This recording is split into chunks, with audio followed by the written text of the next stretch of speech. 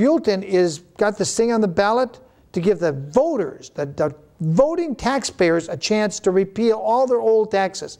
We're going to go now to a secret meeting in Solvang where Robert Bakhaus addressed a secret men's group who don't want any publicity. And we'll be back here with some comments on the National Civic League. And my name is Robert Bakhaus.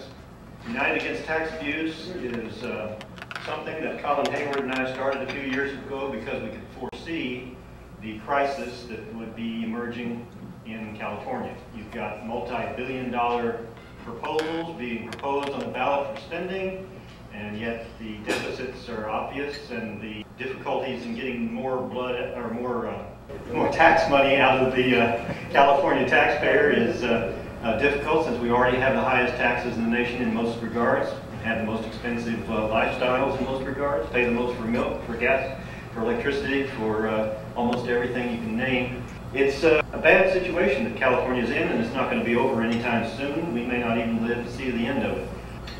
Right now, there's 22 different bills pending in the state legislature to increase your taxes, including one that proposes local option income taxes. City income tax, county income tax. The establishment is very gung-ho. I've already been watching city council meetings where state representatives have been presenting to the city councils the idea that they ought to raise income taxes locally, and they don't get any opposition from the city councils. Legislators all have one thing in common. We love spending other people's money, throwing other people's money at our favorite charities. So in my opinion, and the reason we started the organization was we think there needs to be some kind of grassroots feedback.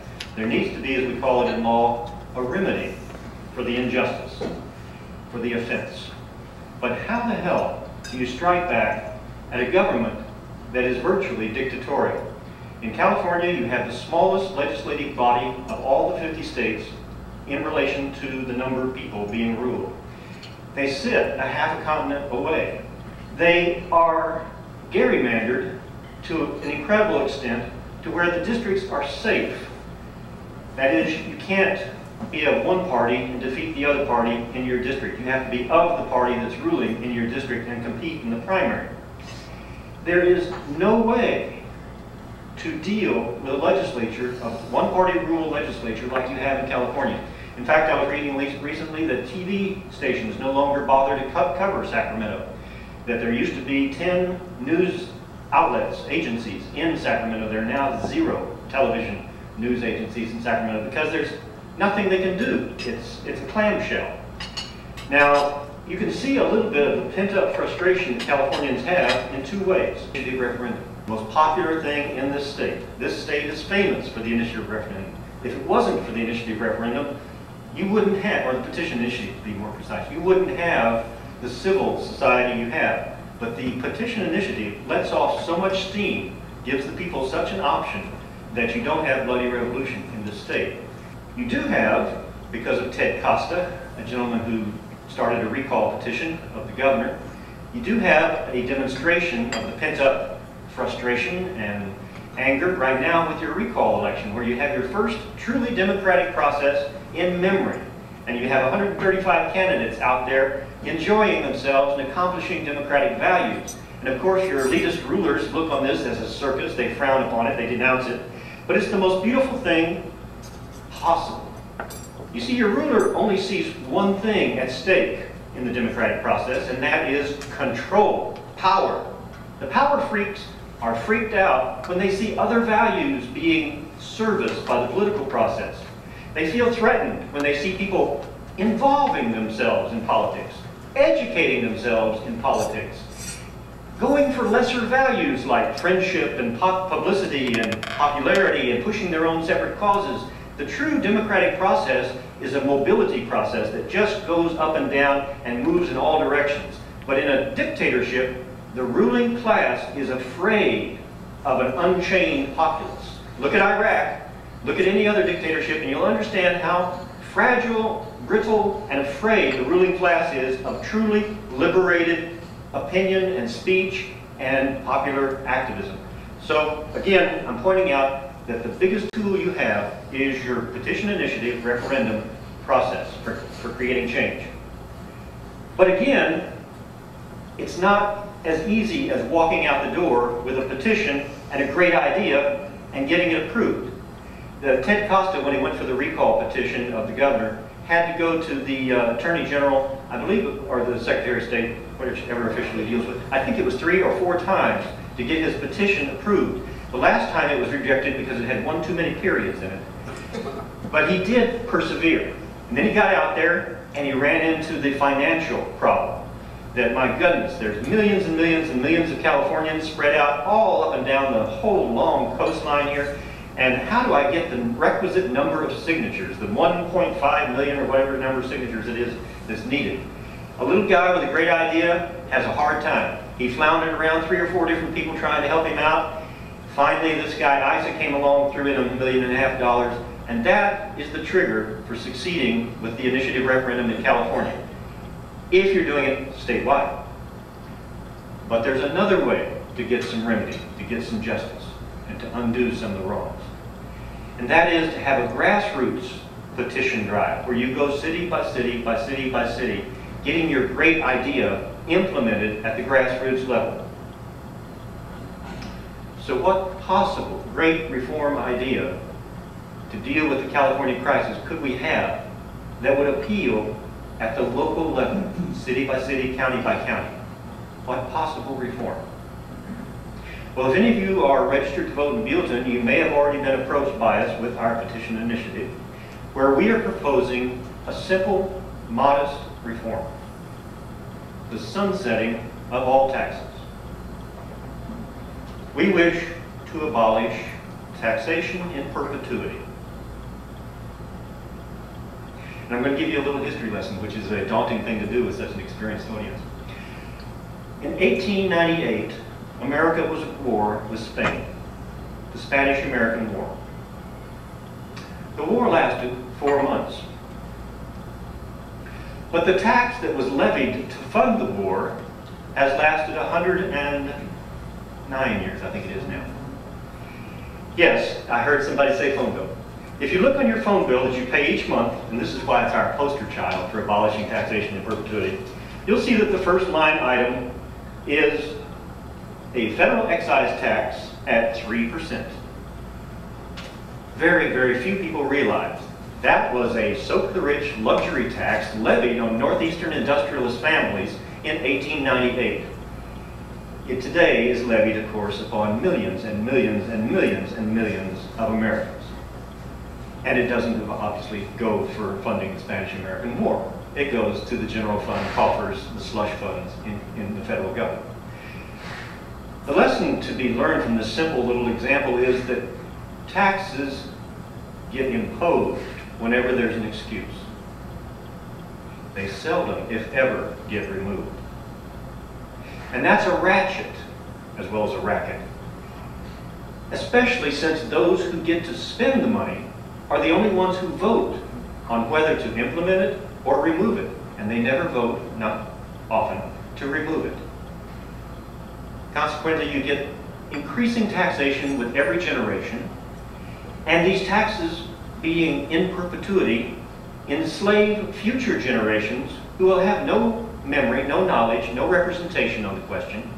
And that is a recipe, given enough centuries, for total disaster. And I think the state of California is an example of what the United States itself will be like in another couple of decades. So, again, our solution is so subtle, so simple, we don't find very many people who say nay when we present them with our petition. Every 25 years, at a minimum, the people should have a vote, a chance to vote, on whether to continue or discontinue every tax they're currently paying. Every generation, 25 years being a generation, the populace should have the option, a referendum, mandatory referendum, on whether to continue a tax. I suspect that if we had a federal initiative petition referendum ability, which we don't, and if it was the law that federal taxes had to be voted on every 25 years by the people, I think your income tax would disappear. I'm just guessing. But here in Buellton, we've now collected enough signatures, and we're going to be turning them in possibly September 1st. I haven't quite got that nailed down yet. And we will then be counted by the elections office, and if our signatures are good, which they should be, we will be assigned to a ballot. I'm not sure which ballot because there's so many ballots right now. Possibly at the worst case scenario will be on the November '04 ballot. And the citizens of Buellton will have a chance to vote, yea or nay, on whether they want to start sunsetting taxes. And if they say yes, which I suspect they will, then the next general election, the next year, '05, they will get to vote on whatever their oldest tax is. It might be their property tax, it might be their sales tax, it might be their bed tax, it might be their cable connection tax, it might be, we don't know, we haven't gotten that far yet. We'll see. Long before Buellton votes on this, you here in Solvang will be requested to sign our petitions to sunset taxes in Solvang. We are going to move from one city to the next city, all over the county of Santa Barbara, do the county of Santa Barbara, including Santa Barbara City, and move on to other counties like San Luis Obispo, and all the way up the California coast and down the California coast. When enough cities and enough counties have institutionalized the sunsetting of taxes, guess what your state legislators are going to see? They're going to see a state where it is ripe for statewide petitions to be circulated to sunset taxes. And that is our modest ambition, and it may take us a decade or two to complete, but we've already begun. We've enjoyed it thoroughly. We find no significant resistance. We even have an argument for the incumbents of Buellton and Solvang and other city councils. And here's how that argument goes. We started with Buellton because it's a recently formed city. It's not yet heavily addicted to taxes. It's not a taxaholic city. So it has a time, an opportunity to put in the sunset provision, which does not prohibit or does not repeal taxes. It merely makes government transparent. It makes the ruling class defend their taxes come election day. It makes the system more open and honest. So this is a good reform for Buellton. But a city council person might say, yeah, but we need more taxes. We're being robbed by the state. Aha! That's exactly what's wrong with the current system. Normally, a city council buys into the tax grid, the tax network, because the county collects the taxes or the state collects the taxes and returns it to the city. And that's an economy of scale that local governments love. Ooh, we've got big friends with big guns and they'll collect taxes for us and give us some of it back. And that's worked well for a long time, but it isn't working anymore because the big guy with the big gun is in deep doo-doo. He is so parasitic and so broke, he isn't returning money to the local level. Being tied into the tax grid now, it threatens a negative cash flow. Your property taxes go to Sacramento, come back to you in a much smaller manner than if you personally just collect them yourself. Or even more advisable, if you didn't rely on taxes. If your local government simply relied on user fees and privatization of many services that are not really essential and not needed, you would be amazed at how autonomous the local governments could be from the state bankruptcy. As it is now, our local governments are shaking in their boots with fear that they're going to lose this revenue, that revenue, whatever, and they're looking for swaps like the triple car tax. We'll make sure that money comes into the local level, and then you can take our sales taxes back to the state level. That's the switcheroos they just did recently to get a budget. It's time to get off the tax grid. And the only way you're going to do that is if the citizens say to their local governments, we're sunsetting the old taxes. We're tired of the old taxes. And if you're imposing new taxes, we're not going to let you unless you first let us sunset old taxes. It's a quid pro quo. You're going to impose new taxes? First, give us the power to vote on all taxes from now on. Then we'll give you a little tax money maybe, but we want power over you. So that's a sales argument for the local government people. If they get independent of the state, they don't have to worry about all of those political games with Sacramento.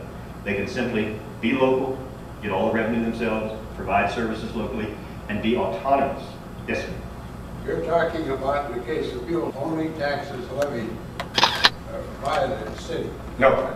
There's a provision in here that taxes collected by the county, when they are returned to the city, will be returned to the taxpayer.